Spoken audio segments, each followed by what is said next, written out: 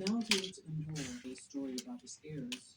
Now was to collect one coin against lest they take care to grow wiser and wiser to be particularly happy. There, after carefully locking the door, he would take a bag of gold coin or gold cup. Midas called himself a happy man, but felt that he was not yet quite so happy as he might be. The very tip-top of the journey would never be reached, unless the whole world would become his treasure room and be filled with yellow metal, which would be all his own. Now, I need hardly deny such wily be. I must go on with my story. Midas was enjoying himself in his treasure room one day, as usual, when he perceived a shadow fall over the heaps of gold, and, looking suddenly up, what should he behold but the figure of a stranger standing in the bright, narrow sunbeam. It was a young man with a cheerful and ruddy face, whatever the cause might be. He could not help fancying that the smile with which the stranger regarded him had a kind of golden radiance in it. So, as Midas knew that he had carefully turned the key in the lock, and that no mortal strength could possibly break into his treasure room, he of course concluded that this visitor must be something more than mortal. It is no matter that telling you who he was. In those days, when the earth was comparatively a new affair, it was supposed to be often the resort of beings endowed with supernatural powers, and who used to interest themselves in the joys and sorrows of men, women, and children, half playfully and half seriously. Midas had met such beings before now, and was not sorry to meet one of them again. The stranger's aspect, indeed, was so good-humoured and kindly, if not beneficent, that it would have been unreasonable to suspect him of intending any mischief.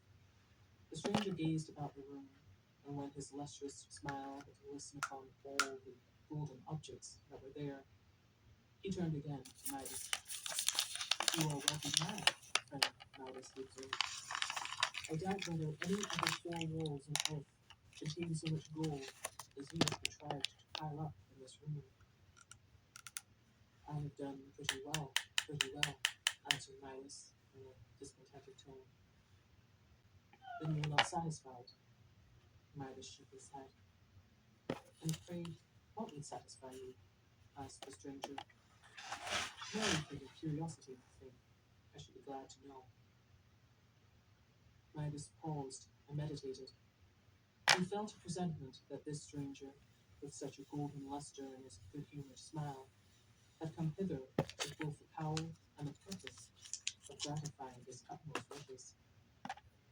Now, therefore, was the fortunate moment, and he had but to speak and obtain whatever possible, or seemingly to one golden mountain upon another in his imagination, without being able to imagine them big enough. At last, a bright idea occurred to King Midas.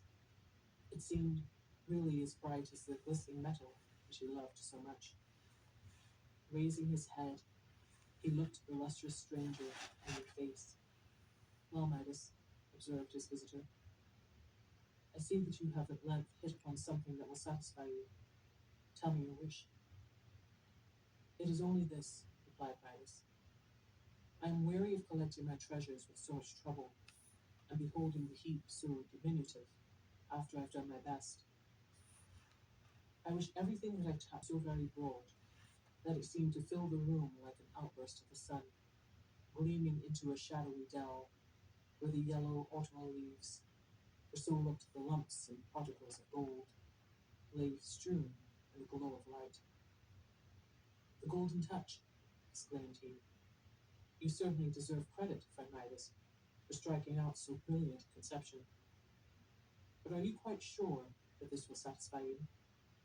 "How could it fail?" said Midas. "And will you never regret the possession of it?" "What could induce me?" asked Midas. "I ask nothing else to render me perfectly happy." "Be it as you wish, then," replied the stranger, waving his hand in token of farewell. "Tomorrow at sunrise you'll find yourself gifted with the golden touch." The figure of the stranger then became exceedingly bright, and Midas involuntarily closed his eyes. On opening them again, he beheld only one yellow sunbeam in the room, and all around him the glistening of the precious metal which he had spent his life in holding up. Whether Midas slept as usual that night, the story does not say.